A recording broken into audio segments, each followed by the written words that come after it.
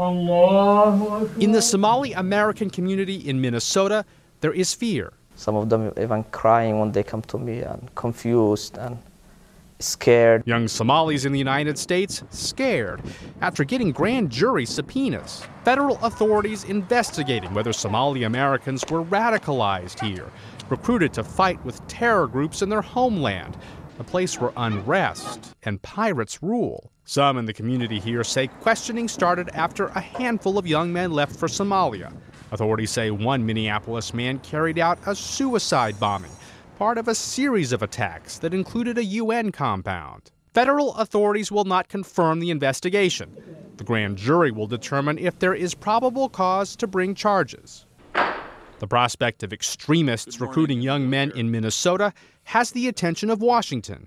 People from these kinds of families might see an older brother or father figure who starts to sort of spot assess and recruit, as we say in the spy business, someone who might be vulnerable, and eventually sets them on a path to take a plane ticket to Somalia or Ethiopia or someplace else that's an avenue to get into Somalia. Questioning by the FBI and customs officials is leaving Somali-Americans nervous. Living under communist dictatorship in Somalia, and it was common if you get a visit from the government, you're in real trouble.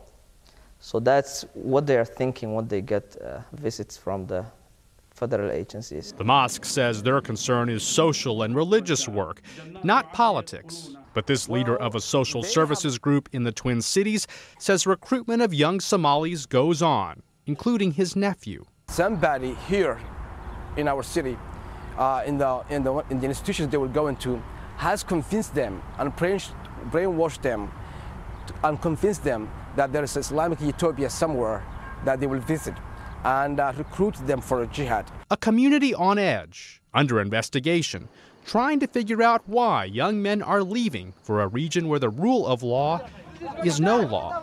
Lee Powell, The Associated Press.